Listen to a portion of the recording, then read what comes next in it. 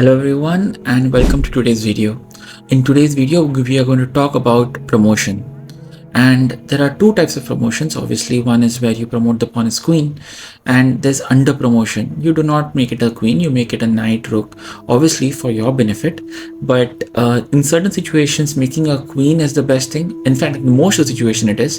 Certain times you have to under promote, but by and large we're going to start with the very basic questions.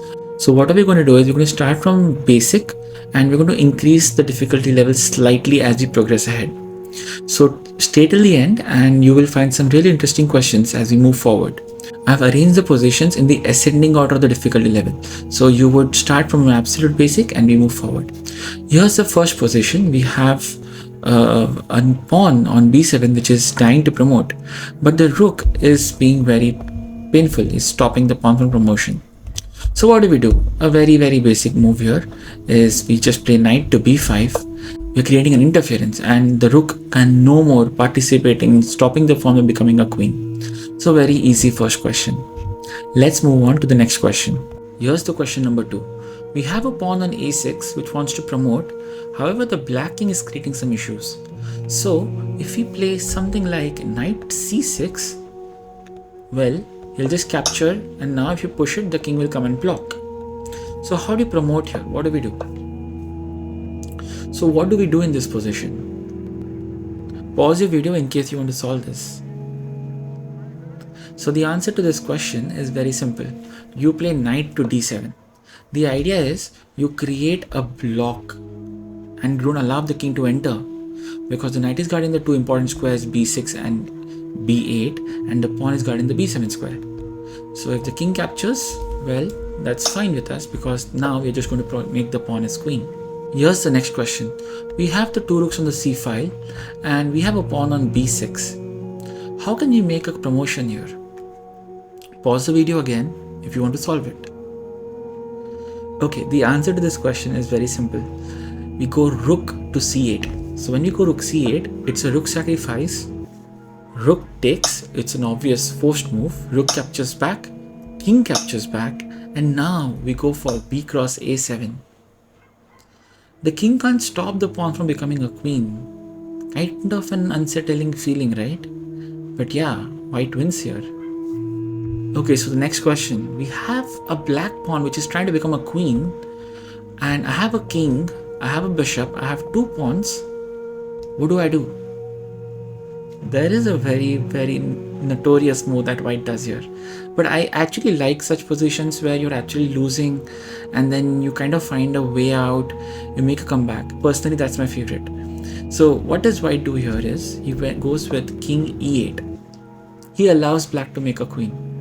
He'll play g2. I don't really care. I'm gonna go ahead, play king d8, make a queen. I don't care because bishop c7 leads to checkmate. Okay, another one. We can't go with the I don't care attitude here, because if you promote the c7 pawn and make it a queen, you know what will happen? It's very unfortunate, but he'll play rook c4 check, and now when you take it, it's a stalemate. Sad, right? So chess is brutal. We can't make this pawn as queen. So what do? You know the drill. Pause the videos and let's see what we can do here. So there's only one option. If we make this pawn as another piece, we under promote it. In the beginning of the video, I told about under promotion, right? So what we do is we make it a rook. And we're threatening something here. What are we threatening? We're threatening rook a8 checkmate. This is a checkmate, right? So black has to defend it. And there's only one way to defend it. We simply play rook to a4. Now, we're going to threaten him again. What do? We simply play king to b3. Again, we're doing a double attack. Actually, we're threatening a checkmate. At the same time, we're threatening to capture the rook. Well, poor black has to find a way. And if he saves the rook, then obviously rook c1 is going to lead to a checkmate. Before we move to the next question, do consider liking and subscribing if you enjoy these puzzles. Okay, so the next question we have for you. Black has two queens. And we have two pawns, that is on e7 and a7, trying to become a queen. Obviously, black is not allowing it. What can we do? here to win. You should be on cloud 9 if you have found the right answer here.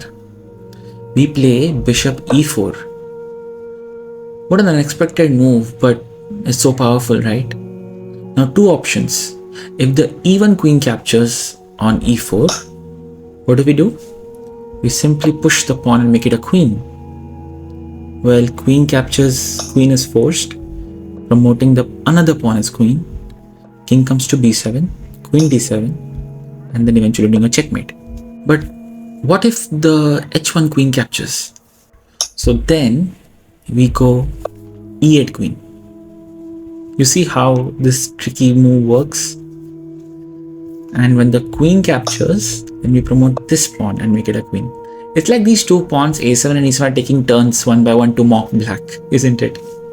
Alright, let's move to the next question. Here's the next question. Very interesting. You have two pawns and you are a rook and a knight down. But still, you will find a win. What can white do here?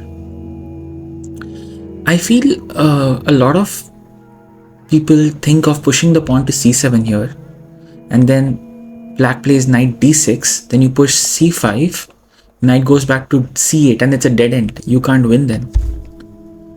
So we play a very unusual move here. So we're going to go with c5. Let the move sink in. Take your time to understand it. Is it making sense? If the rook goes to d3, you're going to take this knight. Rook goes all the way back to d8, then you're going to play c6. And king is too far away. If the king comes to f7, you play c7 and one of the pawns is going to become a queen. To this position, if black just takes on c5, well, we just play c7 and the queening is inevitable. You're going to make a queen no matter what. So this position, black is really helpless. And what a way to dominate even after you're so many pieces down.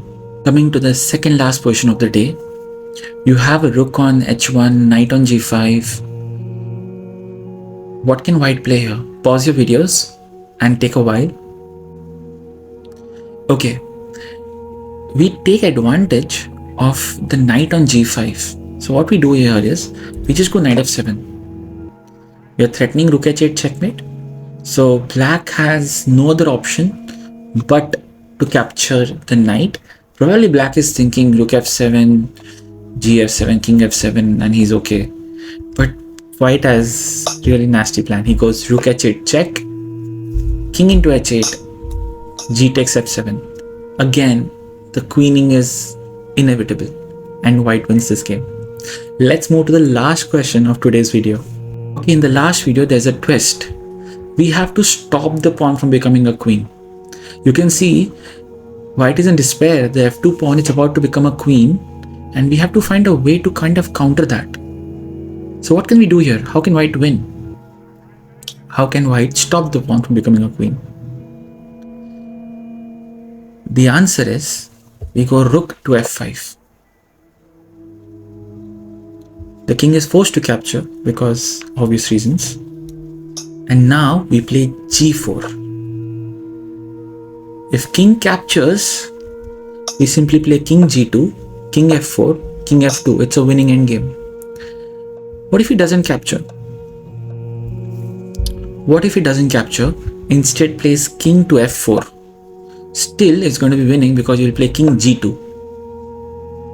And this is going to be winning for white. Because if he plays king e3, you play king f1, and yeah, this is going to become a queen. I hope you enjoyed today's video on pawn promotion. I hope to see you soon in the next video. Do consider liking and sharing and subscribing to the channel. See you soon. Take care.